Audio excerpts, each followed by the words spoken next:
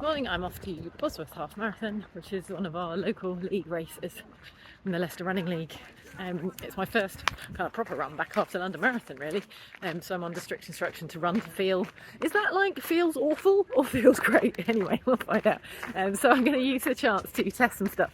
So I've got the Eliot Racer, the Tracksmith carbon plated running shoe, which is their kind of stealth carbon plate shoe. They don't want it to look like a carbon plate shoe, but they want it to be punchy.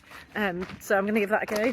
I went to the launch of Truefuels, which is Alistair Brownlee's new marathon sort of sports fuel company, with a co-founder Goran.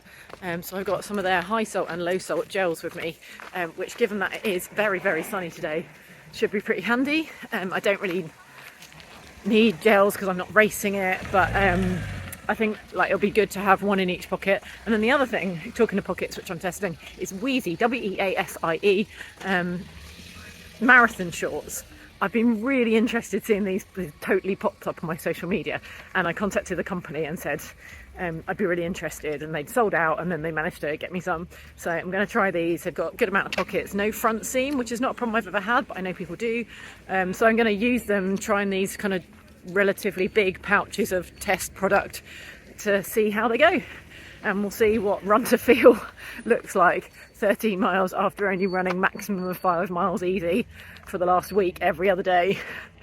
It could be fun.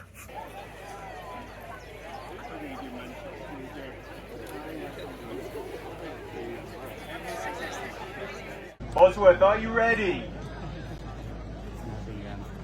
3, 2, 1, go!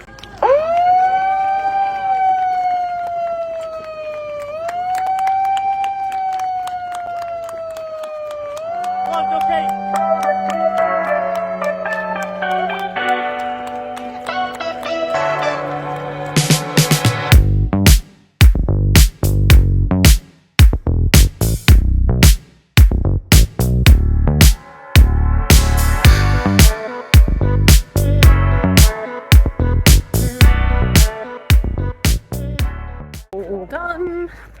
Oh, it's hot out there today. The poor organisers had to. Oh, there's a fire behind me.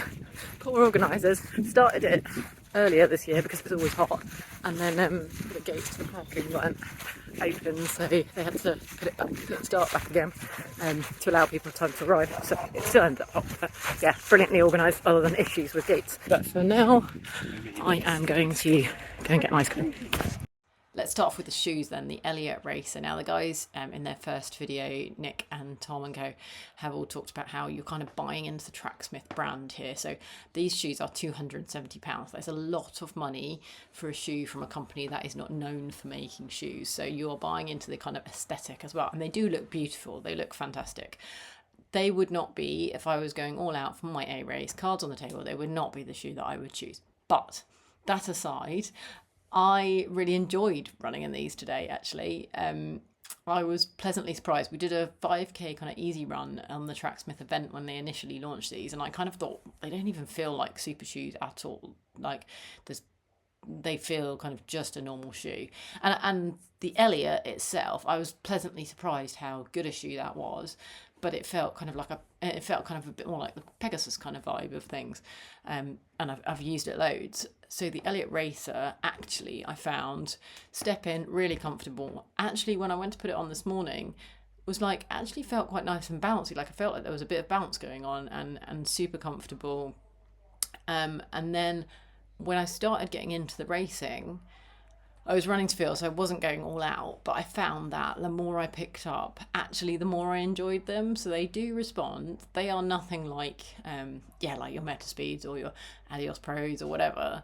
They haven't got that kind of, these feel kind of bonkers. They feel like a normal shoe, and that kind of fits with their tagline. So their tagline is, it's got an understated silhouette. The racer lets your time do the talking. So they're not kind of trying to look like a crazy super shoe, and I think they're trying not to feel like one either. It's meant to feel, I think, like a kind of daily shoe with some extra oomph, which is what's going on here. They've got a bit of a rocker shape, but you don't really notice it. Actually, they are 38mm at the heel, but the thing that I did like about this was the course I was on today was really rolling. There were some pretty punchy hills in there. horrible hills at mile 10. But if I'm wearing a big stack super shoe, I actually find sometimes going uphill particularly tricky because they're kind of meant to tip you up onto your toes, and I don't find that very helpful on a hill because I'm naturally a hill striker. Whereas these actually, I felt, kept me moving more up the hills, but maybe weren't quite as aggressive on the flat or the downhills. The grip was really good. Again, they feel like a kind of normal shoe. They're not like a, super pared back race shoe. And the silicone secure laces, ironically, great idea, but when we did the 5k run at the test event, they came undone, so I double knotted them anyway. So I don't really know if the silicone grip lace works or not. I wouldn't really risk it. I'd double knot them anyway. I would say it was a hot day today, and I felt like the upper was not quite breathable compared to some other shoes, and also that they were kind of on the edge size-wise. I didn't get any discomfort or any toenail issues or anything like that over 13 miles, but I did feel like actually with my feet being hot, I could have coped with a bit more space. They are quite a roomy shoe anyway, width-wise, but I think they maybe come up a tiny bit on the small side, or on the smaller end of the normal sizes. But I think they were really fun to run in. Like I say, I probably wouldn't, if I was going for an all-out, I wouldn't choose them because there's just so many super shoes out there that are like absolutely nuts. But if you wanted something which was more normal and you didn't want to feel kind of quite as out there, I think it was a really good shoe, and it looks fantastic as well. And it was kind of nice being in something different that no one else has got on the start line. So, I like feeling a bit awkward, a bit different. Weasie shorts, which is an odd name for a business. Weasie. I presume there's a reason behind this, but the thing that I like, or that caught my eye about this company, and the reason I contacted them to ask if I could test the shorts, is because they're by women for women, and their taglines is about the fact that it's for women who define themselves as athletes. They're uncompromising hard work, stubbornness, and relentless, and their tagline is "not done yet," which is written on their shorts. And I love that because I think I've waxed on about this before, but it's so easy to go, oh yeah, women, great, let's get them to do couch to 5k, and then, oh, we should just run for fun. Actually, no, we can be competitive and we can want to take each other out on the start, on the race, and then be super supportive to each other. We all can train hard. So I love the ethos behind this, and the idea is that these have been like washed to heck, sweat through to heck, like they've been super tested, these shorts. The company only make the one thing at the moment. They're called the marathon shorts. They've got 4 gel pockets, 2 side pockets, 1 back zip pocket, seamless front so you can minimise any kind of chafing. They're 6-inch, they've got a draw cord. Today they were particularly good, but those 2 side pockets are big enough for a soft flask because it was super hot, I had that, and also a big wide gel packet because the gels that I've been testing, the Truefuels gels, come in like much wider ones because it's the test packet at the moment.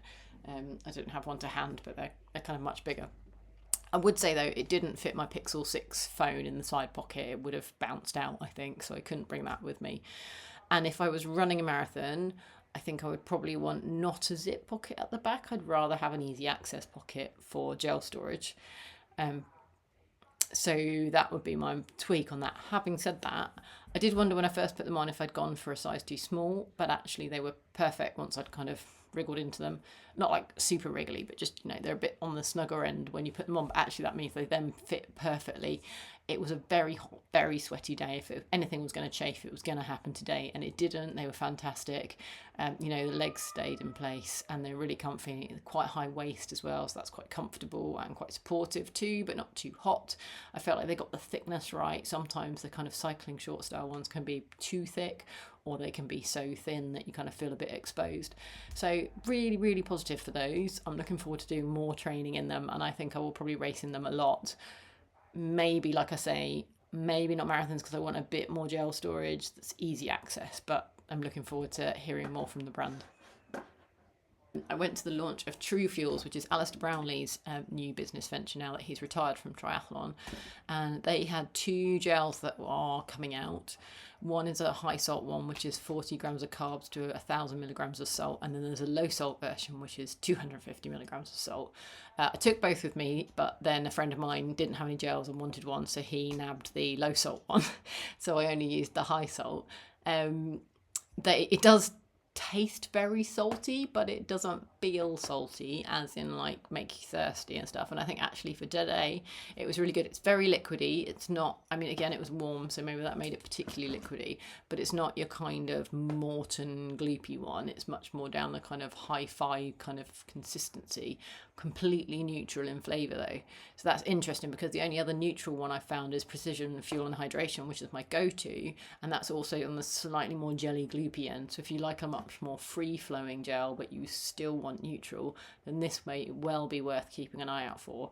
And obviously you know, they've put plenty of science behind it. It's a one-to-one hang on, let me just check. It's a 1-to-1 glucose to fructose ratio, which is supposed to make it easy absorption but also softer on the stomach. I certainly didn't have any issues caused by that. Actually, the only issues I had today was drinking water from cups making me burp, which was fun. So yeah, all in all, fantastic. The other thing I would say is Laura Fountain introduced me to the 20p sun cream at London Marathon, and it's fantastic for races because it's super light and it doesn't make you feel all sticky. Quite a fun return really back to the racing scene, albeit not all out racing, thankfully, given the weather. But yeah, some fun stuff, and I will be back to more racing and more testing in the coming weeks.